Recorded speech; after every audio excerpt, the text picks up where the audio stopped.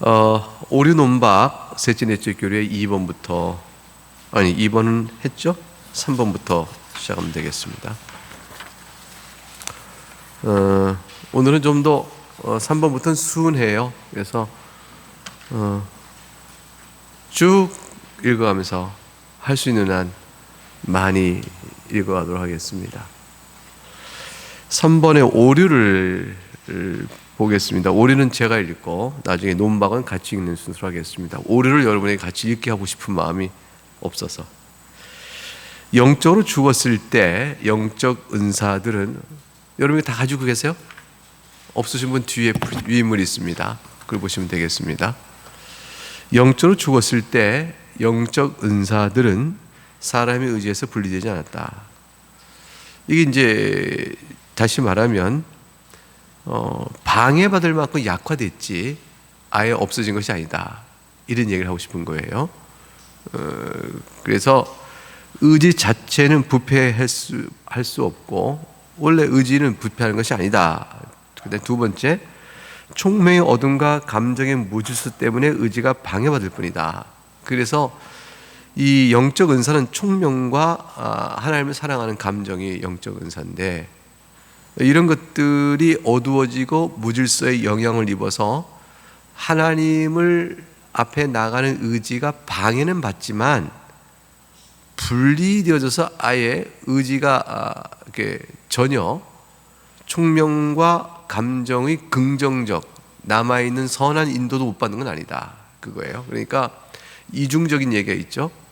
영적 은사인 총명과 선한 감정의 역사가 의지에 여전히 실효적으로 있는데 다만 어두워지고 무질서가 돼서 방해는 받는다.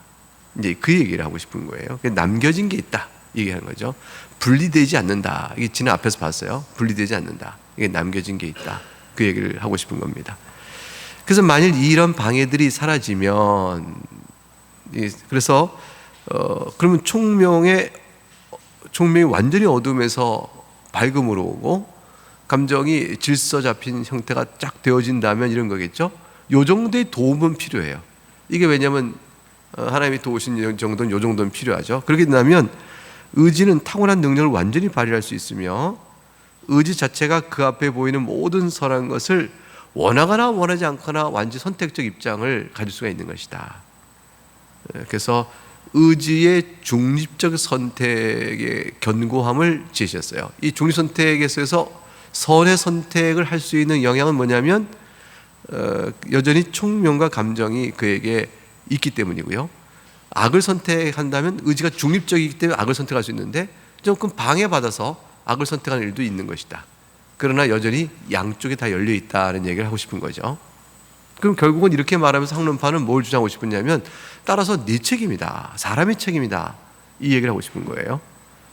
당신이 책임이다. 이게 하나님 탓으로 하면 안 된다. 뭘 의식한 거죠? 예정적 선택의 교리에 의하면 그러면 뭐 아예 선택 자체를 인간이 신앙의 선택을 못하는 것이니까 신앙의 선택을 못해서 그리스도를 믿지 못한 책임이 하나님께 돌아간다라고 생각해서 이들은 사람에게만 선택의 책임을 온전히 돌리고 싶어서 결국 이런 식의 설명을 해나가는 거죠. 근데 이게 성경의 가르침과 일치하느냐는 문제입니다. 인간이 타락 이후에 하나님을 향하여 스스로 나아갈 만한 선택적 중립의 위치에 있느냐, 이제 그것이 문제죠. 그래서 논박을 읽어보겠습니다. 그렇지 않다. 성경의 가르침은 그렇지 않다. 같이 읽어봅니다. 시작. 이 새로 고안해낸 주장은 오류이며 자유의지의 능력을 높이려 하는데 이는 예레미야 선지자의 선언을 거스린다. 만물보다 거짓되고 심히 부패한 것은 마음이라. 또한 사도의 선언을 거스른다. 전에는 우리도 다 그 가운데서 우리 육체의 욕심을 따라 지내며 육체와 마음에 원하는 것을 하여 다른 이들과 같이 본질상 진노의 자녀였더니. 이 성경은 무엇을 의미하느냐? 하나님의 성령의 은혜로 인한 중생의 역사가 있기 전에는 사람은 자신이 원하는 바대로 행하는 선택을 할 수밖에 없는데 그 원하는 바의 선택이 항상 악했다. 그겁니다. 여러분 마음을 한번 들여다보세요. 이게 성경의 가르침이 이렇기 때문에 진리인데 진리가 경험되고 계세요, 여러분, 실제적으로?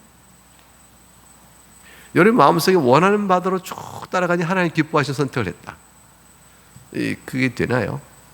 나면서부터 하나님을 사랑하게 됐다. 나는 이러한 가능성이 자신에게 열려져 있어요? 그렇지 않습니다. 그래서 예수님 믿게 하기가 참 어렵죠. 이 얘기는 쉬워요. 좀 착하게 살자. 거기는 다 동의해요. 마땅히 해야 될 도리나 표준에 대한 인식은 그래야 되지, 사람이. 요거는 같이 동의하는데 그것을 행할 수 없는 우리들은 다 부패한 자다 이렇게 말함으로 그리스도밖에 없다 그러면 거기를 안 따라오려고 그래요. 이제 거기에 이제 바로 본질상 진노의 자녀요, 악하다는 사실을 보여주는 증거들입니다. 그런데 이제 우리들은 다 예수님 믿고 있어요. 다 따라왔어요, 예수님 앞으로. 이게 어떻게 이렇게 됐겠습니까? 이게 하나님의 은혜죠. 하나님께 우리를 살리신 거예요. 4번에 가게 됩니다. 우리에 보면 중생하지 않은 사람이 중생하지 않으면 안 되는데 완전히 실제로 죄 가운데 죽어 있거나 어떤 영적 선을 행할 모든 능력 이런 것은 아니다. 아닌데 지금 금방 했던 말씀과 반대되는 거죠. 중생해야 선을 행할 능력을 회복합니다. 근데 중생하지 않아도 행할 능력을 잃은 것은 아니다. 그러니까 타락한 상태, 아담의 타락한 상태에서도 영적 선을 행할 능력이 있고 실제로 죄 가운데 완전히 죽은 것은 아니다. 그러니까 중상은 입었고 또 이렇게 중태한 상태일 수 있고 중환자실에 들어갈 수 있는 상태처럼 악화됐을지 몰라도 생명은 살아있는 것이죠. 이게 살아있는 것과 영안실하고 중환자실하고 너무 큰 차이 나죠. 이게 뭐 병원의 환자실하고 그 영안실하고 같아요. 같은 곳에 있지만 건물은 따로 떨어져 있단 말이죠. 이게 다른 거예요. 완전히 우리는 성경은 죽었다. 그리고 이제 학론파는 인간에게 숨은 살아있다. 숨은 살아있으니 강한 사람도 있고 약한 사람도 있고, 그죠? 그러니까 이제 일반 병동에 있는 사람도 있고 중환자실에 있는 사람도 있고 그런 거듯이 사람에 따라서 타이가 날 수 있지만 다 살아있는 겁니다. 멀쩡하다고는 얘기 안 해요. 학론파도 병원에 갈 일 없이 건강하게 왔다 갔다 한다 그렇게 얘기 안 합니다. 그럼 펠라기우스는 사람이 날 때부터 멀쩡하게 건강하게 있다 이렇게 얘기하는데 이제 학론파는 건강하지는 않다. 그러나 병자이긴 하지만 병의 상태는 차이가 있고 그 자유의지를 활용하기에는 충분할 만한 생명이 있다는 것이다. 자유의지를 활용하지 못하면 생명이 없는 걸 보는 거죠. 생명이 있다면 중립적인 자유의지가 있다 이렇게 보는 거예요. 개혁파는 많이 다르죠. 개혁파는 모든 사람은 다 죽었다. 죽었다. 이게 성경의 가르침이다. 이렇게 봅니다. 그래서 영적으로 죽은 자다. 그러니까 이제 학론파가 뭐라고 하냐면 생명과 의에 대해 줄이고 목말랄 수 있다. 인간 스스로, 자연인 스스로 중생하지 않아도 생명과 의에 대해 줄이고 목말랄 수 있다. 그러니까 의에 줄이고 목말른 자는 복이 있나니 한데 그것이 이게 중생한 자가 아니어도 대상이 되는 거죠. 그러니까 이 말은 어떻게 보면 맞는 것도 같죠. 왜냐하면 의를 사랑하지 않고 선을 사랑하지 않는 사람이 있냐는 것이죠. 그러니까 이제 누구나 다 그걸 다 갈망하고 좋아하는 것 같아요. 근데 뭐가 없냐면 갈망하고 목말란 사람은 왜 갈망하고 목말라면 자격이 없기 때문에 그래요. 그러니까 그것을 좋아한다는 초점이 있는 게 아니고, 그러니까 안 믿는 분들도 중생치 못한 사람도 도덕적 선은 좋지 않아요? 이거 마땅히 해야 되지 않아요? 그렇죠. 우리가 그거 해야 됩니다. 그래서 모든 종교에는요 도덕적 선에 대한 가르침의 일정 수준을 다 가지고 있고요. 소위 고등 종교다 이렇게 말하는 오랜 역사를 갖고 있는 종교들은 도덕적 선에 대한 가르침을 뚜렷하게 표방합니다. 그래서 거기에 선한 가치가 있어요. 그래서 그게 구원에 이르기는 못하지만 사람에게 죄가 뭔지를 가르치기에는 나름대로 필요한 정도의 역할을 합니다. 그래서 사회적 순기능 역할이 있는 거죠. 그래서 이게 불교다 그러면 아주 제한적이지만 그 나름의 순기능을 하는 부분이 있다. 이게 사회적으로 죄가 뭔지를 들춰주는 정도 일정한 제 한계 내에서의. 그런데 그 기능이 사람을 선을 행하도록 만들지 못해요. 만들지 못하고 만들지 못하는데도 행해야 한다는 가르침을 주면서 노력하는 자에게 상을 주는 거로 바뀌어요. 노력하는 자에게 상을 주면 그 노력하는 자의 결과가 실제 선을 이루지 못해도 노력 자체가 귀한 공로가 되는 거예요. 그래서 공로가 돼서 그걸로 이제 인정을 받고 그렇지 않은 자와는 차별되는 형태의 인간 편에서의 인간 본의적 구원론을 만들어내는 것이죠. 이 다 그러면 실제로 구원을 이루지 못해요. 왜냐하면 정직한 힘의 죄를 못 보니까 그리스도의 중보와 도우심을 향해 의지해 나가는 쪽으로 못 나간단 말이죠. 근데 그것은 그것은 뭘 의미하냐면 하나님부터 멀어지고 하나님의 어미로우심과 크심을 못 보게 만드는 거예요. 그래서 자꾸 시선을 하늘을 못 보고 땅을 보게 만드는 거예요. 그렇게 되니까 그 안에 죄의 요소가 있게 되어지고 결국 마귀적 영향력 안에서 함께 멸망의 길로 가게 되는 구원론적으로는 참으로 잘못된 길로 이끌게 되는 거죠. 안타깝게 되는 것이죠. 영혼이 살아날 수가 없습니다. 그래서 참 죄송한 얘기가 되지만 타종교 구원 없습니다. 이게 진리의 측면에서 보게 되면 어둠과 빛이 뚜렷한 것이에요. 어둠 속에 속해 있어요. 근데 학론파가 이제 그 얘기를 하는 거죠. 이제 자연인 안에서 생명과 의에 대해 줄이고 목마를 수 있다 얘기하고요. 하나님 기뻐하시 통회하고 상한 심령의 제사를 들 능력도 있다. 이거 안 됩니다. 기뻐하고 통회하고 상한 심령의 제사는요, 시편 51편에 다윗이 큰 죄를 지고 멸망자여 모태로부터 내가 죄악간 출생했다는 사실을 깊이 깨닫고 번제와 제사가 아니라 상한 심령의 제사를 주께서 기뻐하신다는 것까지 보면서 내게서 정결의 영이요 하나님의 명을 떠나지 말게 하옵소서라고 깊이 고백하는 내용 속에 나오는 대목이에요. 이거는 은혜가 아니면 안 나오는 제목이에요.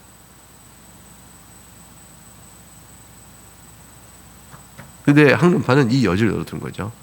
이게 왜 그러냐면 능력 있다, 목말랄 수 있다가 다 뭐냐면 선택으로 보기 때문에 그래요. 그게 뭐냐면 생명과 의에 줄이고 목말라는 선택을 할래? 줄이고 목말라 하지 않은 선택할래? 이렇게 되는 거죠. 여러분 줄이고 목마르는 게 선택이 됩니까? 목말라 하는 사람은 목마른 거예요. 심령이 목말라야 목마르게 나오는 거죠. 심령이 목마르지 않은데 선택을 할 수 있는 게 아니에요. 중립적 선택의 대상이 아니에요.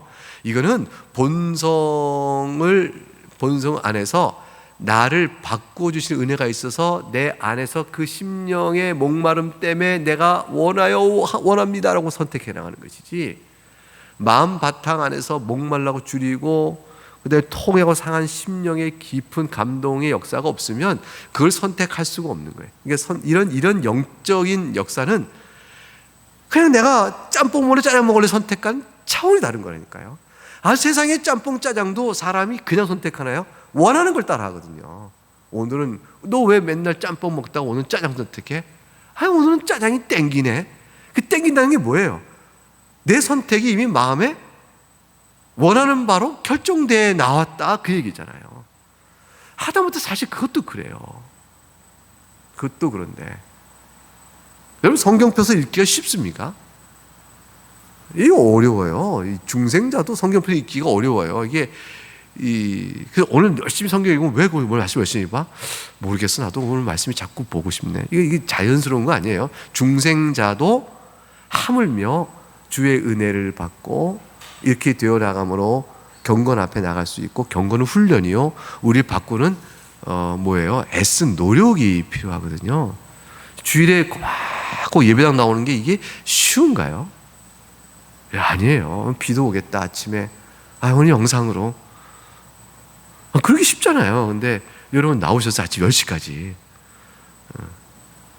오늘 영상을 보신 분들 조금 그러시겠다. 좀 그러긴 한데 좀 미안한 마음은 있어요. 그런데 여러분 꽤 피면 안 돼요. 게을러져서 안 되고요. 예배당에 나올 수 있는 형편이면 나오셔야 돼요. 하나님께 나오는 예배하는 자의 마땅함이에요. 주님께서 모으라 하셨고 얼굴 대면하여 예배하게 하셨고 공동체로 예배하게 돼 있거든요. 근데 혼자 떨어져서 영상으로 예배하는 것 자체로는 충분하지 않아요. 피치 못할 일이 있을 때 이제 나오면 보건당국에 의하여 가로막힌 자, 유익을 위하여 성도의 이웃사랑을 위해서 내가 멈춰야 될 자, 또는 멀리 타지에 있을 때, 해외에 있을 때 어쩔 수 없는 경우가 있는 거죠. 그 외에는 집에 있으면서는 나와야 마땅하다. 자꾸 이제 걱정이 되는 거예요. 걱정이. 어떤 일이 목사 입장에서 생겼냐면요, 교회 왜 안 나오시냐고 묻기가 이상해진 게 돼버렸어요. 왜 예배 안 드리십니까? 이 말은 이게 분별선이 없어져 계신 거예요. 예배 드렸는데 목사님? 근데 왜 안 나오세요? 목사님 저 영상 예배 드렸어요. 이게 답이 돼버린 형태가 되어져서 그냥 안 나오셨는데 안 나오실 이유가 뚜렷하지 않은데 그런데도 영상을 예배 드렸다는 게 답이 돼버리면 성도와 다툴 수도 없고 다툴 수가 없게 된 거죠. 그건 아닙니다 라고 이렇게 일종의 권면을 해야 될 상황인데 권면의 선이 애매해져 버리고 모호해져 버려서 다투는 일이 돼버리거나 마음 상하게 버리게 되는 일이 생기고 동의가 안 이루어지는, 그래서 동의가 안 이루어진 범위가 넘어가 버리게 되죠. 꼭 나가야 되나? 옛날엔 다 괜찮은데 이게 동의가 안 되면 권면이 안 되어지거든요. 이런 상황으로 넘어가는 위태로움이 자꾸 형성돼 간다라는 걱정이 자다가도 생기고 눈 떠도 생기고 주일 가까우면 생기고 그래요. 여러분은 안 그러세요? 목사님 자꾸 나오라시네. 그래. 여러분은 여러분 걱정 안 해요? 목사의 걱정이죠. 네. 자, 그래요. 이게 은혜가 있어야 되는 거예요. 그러니까 사실은 하나님 앞에 나가는 일체의 경건도 은혜가 있어야 되고, 하물며 그러거늘 중생자라 할지도 은혜의 도움이 있어야 이루어지는 사실이거늘 중생 전에야 어림도 없는 일이에요. 죽었는데 무슨 선택을 해요? 그러니까 잘못된 겁니다. 논박을 읽어보겠습니다. 시작. 이 주장들은 성경의 명백한 증거들을 거스른다. 허물과 죄로 죽었던 너희, 허물로 죽은 우리, 사람의 죄악이 세상에 가득함과 그의 마음으로 생각하는 모든 계획이 항상 악할 뿐 사람의 마음이 계획하는 바가 어려서부터 악함이라. 더욱이 비참해서 건지심을 받아 생명 얻기를 줄이며 목말라 하고 상한 심령의 제사를 하나님께 드리는 것은 오직 복 있는 자라 불리는 중생한 사람들만의 고유한 특징이다. 사랑하는 교우 여러분, 여러분은 마음이 상하고 곤고하면서 예수 그리스도 외에는 소망 없음을 믿으시잖아요. 그러시죠? 여러분에게 하나님께 생명을 주신 것입니다. 여러분이 이 놀라운 영적 생명을 받은 거예요. 이건 너무 큰 은혜예요. 그냥 얼마나 내가 훌륭한 신자냐, 남한테 내놓을 만하냐, 이거는 신경 쓸 일이 아니에요. 이거는 여러분에게 두려움을 줄 일이 아닙니다. 여러분에게 불편함을 줄 일이 아니고요. 은혜를 받아 하나님 앞에 나오고 있다는 이 사실 자체가 여러분 이미 큰 말할 수 없는 복을 받은 것이에요. 그 복 받은 자가 더욱더 하나님을 사랑하고자, 하나님을 더욱더 사랑하기 위해 나가는 가운데 경건과 아름다움이 덕스럽게 자꾸 형성되어 가는 것이죠.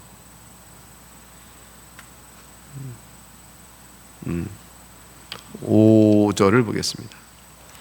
5, 6 부패한 자연인이, 이 자연이라는 것은 중생하지 않은 자를 자연인 그럽니다. 그 사람 부패 있죠. 근데 일반 은총 알미니스주자들은 이 용어로 본성의 빛을 말합니다. 본성의 빛은 뭐냐면 우리 마음속에 있는 모든 사람이 누구나 갖고 있는 양심과 이성의 작용을 의미해요. 그 이성과 양심의 작용에 의해서 어떤 판단을 해나가는 선과 진리에 관련된 것들이 있어요. 이게 이제 일반 은총인데, 근데 우리가 이성의 판단을 항상 바르게 하나요? 이성은 분별력을 갖추게 하지만 참 이상해요. 하나님과 관련 신령한 부분에 가게 되면 중생하지 않은 자연인들은 이성의 작용이 뒤틀려요. 그러니까 1 더하기 1은 2다 라는 수학적 판단들은 비교적 이성의 작용을 안 믿는 자가, 중생하지 않은 자가 중생자보다 훨씬 뛰어날 수 있어요. 노벨상은 받기에 판단력과 연구력이, 그게 중생하지 않은 자가 몇 배나 더 뛰어날 수 있어요, 중생자보다. 그래서 노벨상은 신자가 꼭 성령의 특별 은총을 받는 사람이 받는 건 아니에요. 그럴 수 있는데, 이상하게도 신령한 영적 진리에 관하여 논하자면, 그러면 이성의 작용이 뒤틀려 가기 시작해요. 그걸 뭐라고 하냐면, 신학적으로는 타락한 아담의 타락 이후로 원죄가 있잖아요. 원죄로 인한 마음의 부패가 미치는 인지적인 영향이다, 그렇게 얘기해요. 그 죄로 인한 인지적인 효과, 그걸로 인하여 수학과 공학과 자연과학은 비교적 영향을 더 입는 것 같아요. 근데 자연과학을 해도요, 하나님의 영광을 자연에서 보느냐, 그때는 이성의 작용이 뒤틀려요. 우주를 보고 와, 우주는 대단해, 미시세계 보고 이 원자세계, 분자세계, 전자세계, 이 심월 봐라, 이 물 한 컵에 들어있는 물 분자의 수가 전 우주에 있는 별의 수보다 많다는 거 아니에요. 이게 얼마나 놀라워요. 그러니까 어떤 사람은 물 한 잔의 크기가 우주보다 크다는 얘기까지 해요. 이게 그렇게 되는 놀라운 상황을 보고 하나님을 찬양하는 사람이 있는 반면에 하나님을 못 보는 사람이 있어요. 그래서 하나님을 말하면, 야, 이 자연이 무슨 하나님을 말하냐, 너는 왜 여기다가 하나님을 갖다 대냐, 이렇게 반발합니다. 그래서 결국은 이성의 판단이 그 부분에서는 다 뒤틀려 나가요. 그러니까 그거는 죄로 인한 영향이죠. 자, 근데 이제 항론파는 뭐라 하냐면, 이 일반 은총이나 타락한 이후에 남겨진 은사를 아주 잘 줄치고 아주 잘 사용하지 못합니다. 이 부분에 있어서 요 사용에 굴절이 있다. 이게 이제 개혁파 생각이에요. 이를 선하게 사용함으로 요 사용도 온전하게 사용하지 못한다. 그나마 일반 은총이 남아 있다. 근데 그나마도 온전히 사용 못하고 잘 사용하지 못한다. 이게 이제 개혁파 우리의 입장이에요. 더 큰 은혜, 즉 복음적 은혜와 또는 구원의 은혜와 구원 자체를 점진적으로 얻을 수 있다? 아니다. 이 자체는 전혀 불가능하다. 이게 개혁파예요. 그러니까 일반 은총으로 구원의 복음적 은혜에 못 나갑니다. 이제 그걸 점진적으로 개선에 발전시킬 수 있다? 그렇지 못하다. 이제 입장이 다르죠. 그래서 향론파 주장이 틀렸다는 거예요. 이런 방식으로 하나님께서는 자신의 편에서 모든 사람들에게 그리스도를 나타낼 준비를 하고 계신데, 이 준비를 잘한 자를 하나님이 기뻐하셔서 그에게 또한 필요한 은혜를 주시고, 그 준비 잘한 사람 필요한 은혜를 받아서, 그래서 뭐냐면 예수를 믿는 신앙적 선택을 해나간다, 이렇게 보는 거예요. 그래서 왜냐하면 하나님께서 모든 사람들에게 회심에 필요한 방편들 충분히 효과를 공급해 주기 때문이다.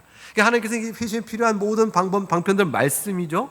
말씀과 또 성령의 도우심과 이걸 주는데, 이거를 충분히 효과적으로 누구에게나 다 주고 계신데, 이거를 이제 그럼 공급한 걸 받아들이고 사용하는 건 누구예요? 나의 선택인 거죠. 그렇게 얘기해요. 자, 틀렸어요. 어떻게 틀렸는가 보십시다. 논박 보겠습니다. 같이 읽습니다. 시작. 모든 세대에 걸친 경험뿐 아니라 바로 성경은 이 주장이 거짓이라고 증거한다. 그가 그의 말씀을 야곱에게 보이시며 그의 율례와 규례를 이스라엘에게 보이시는도다. 그는 어느 민족에게도 이와 같이 행하지 아니하셨나니 그들은 그의 법도를 알지 못하였도다. 그 다음, 하나님이 지나간 세대에는 모든 민족으로 자기들의 길들을 가게 방임하셨으나, 그 다음, 성령이 아시아에서 말씀을 전하지 못하게 하시거늘 그들이 부르기아와 갈라디아 땅으로 다녀가 무시아 앞에 이르러 비두니아로 가고자 했을 때 예수의 영이 허락하지 아니하시니라. 예수의 영이 허락하여 가는 것이요, 과거에는 방임하였으므로 그들이 알지 못하고, 법도를 몰랐다라고 말씀합니다. 네, 6절까지 하고 마치죠. 5를 보겠습니다. 사람이 참되게 회심할 때 하나님께서 새로운 자질이나 능력, 은사들 사람의 의지에 주입할 수 없다. 이건 이제 주입한다라는 것은 이제 로마 캐토릭적인 은혜의 얘기죠. 근데 왜 주입할 수 없다고 말하냐? 로마 캐토릭은 이 주입된 은혜에 의해서 사람이 신령한 덕목을 세우면 신령한 덕목이 공로가 되어서 자기가 범한 죄값을 치른다, 이렇게 주장해요. 그래서 주입된 은혜가 굉장히 중요해요. 주입된 은혜가 나를 의롭게 만드는 힘이에요. 그래서 로마 캐톨릭은 주입된 은혜로 의롭다를 받는다, 이렇게 얘기해요. 그러니까 하나님의 성령의 은혜가 내게 주어지면 그 주입된 은혜로 내가 선택하여 공로를 세우는 나의 공로가 나를 의롭다 만드는 상태로 바뀌어가는 거죠. 근데 이건 이제 종교개혁자 입장에서는 완전히 잘못된 거죠. 왜냐하면 우리가 의롭다 안 받는 것은 내가 하나님의 중생자의 덕을 세워서가 아니라 여전히 죄인이지만 그리스도의 의를 나에게 덧입혀서 하시는 거기 때문에 그리스도 의가 나한테 전가되어 의롭다를 받는 거예요. 그 전가된 의로 의롭다를 받는 것이지 내게 주신 성령의 도우심을 내가 힘있게 행한 주입된 의로 의롭다를 받는 게 아니에요. 그러니까 이건 왠지 잘못된 거죠. 우리에게 주입된 은혜가 있다면 그것은 성화의 역사 속에 나타나는 것이죠. 근데 이제 학론파가 주입할 수 없다라고 얘기해요. 이거 무슨 얘기 하고 싶으냐? 왜냐하면 처음부터 주입된 자질이나 은사가 아니라 그 얘기를 하려고 그래요. 보세요. 따라서 우리가 믿음을 통하여 처음 회심하고 믿음 때문에 신자라고 불리울 때, 믿음을 통하여 처음 회심하고 믿을 때 신자가 불리울 때, 이 신자 불릴 때 누가 한 거예요? 내가 한 거거든요. 그래서 뒤에 이렇게 이 얘기를 하고 싶은 거예요. 그 믿음은 하나님 주입하는 자질이나 은사가 믿음을 하게끔 이끈 행위가 아니고 사람의 행위로 믿는 것이다. 이 사람의 자유의지 선택이다 라고 얘기하는 거예요. 그러니까 하나님의 주입하는 자질이나 은사는 사람이 선택하는 행위를 도울 뿐 선택은 인간의 행위다. 그리고 이 믿음을 획득한 능력에 관한 것이 아닌 한 믿음을 은사라고 할 수도 없다. 믿음은 왜 선물이 아니라는 거죠. 왜냐하면 내가 선택한 것이니까. 믿음을 획득하는 능력을 도와주는 것은 은사일지 모르지만 그런 능력 자체를 실행하는 것은 은사가 아니다. 믿음의 실행 능력은 은사가 아니다. 왜냐하면 이건 인간이 하는 것이다. 이렇게 얘기한 것이죠. 여러분의 믿음이 여러분의 능력에 의한 것입니까? 여러분이 능력으로 실행하신 것인가요? 하나님이 주신 선물인가요? 성경을 볼까요? 논박을 읽어보겠습니다. 시작. 이 주장은 성경을 거스른다. 성경은 하나님께서 사람에게 믿음, 순종, 우리를 향한 하나님의 사랑을 느끼는 것과 같은 새로운 자질을 주입하신다고 선포한다. 인용합니다. 내가 나의 법을 그들의 속에 두며 그들의 마음에 기록하여. 다음. 나는 목마른 자에게 물을 주며 마른 땅에 시내가 흐르게 하며 나의 영을 네 자손에게 나의 복을 네 후손에게 부어주리니. 다음. 우리에게 주신 성령으로 말미암아 하나님의 사랑이 우리 마음에 부은 바 됨이니. 이러한 주장은 이 주장은 또한 교회가 선지와 함께 계속 기대온 바도 반대된다. 학론파 주장은 틀렸다는 거죠. 같이 또 있습니다. 나를 이끌어 돌이켜서 그리하시면 내가 돌아겠나이다. 이 말씀가 다 어긋난다. 하나님께서 우리를 이끌어내시는 거예요. 여러분이 지금 이 자리에 있는 것은 하나님 여러분을 이끌어 주신 겁니다. 놀라운 은혜를 입으신 거예요. 신비한 은혜를 입으신 거예요. 내가 내 마음을 다 아는 것 같지만 우리가 우리 마음 다 알지 못하는 신비한 역사가 있는 거예요. 내가 왜 하나님을 예수밖에 없다고 고백하지? 여러분, 이거 세상은 모르는 거거든요. 주의 은혜입니다. 학론파는 성경의 가르침에 어긋납니다. 네, 오늘 여기까지 하겠습니다. 기도하겠습니다.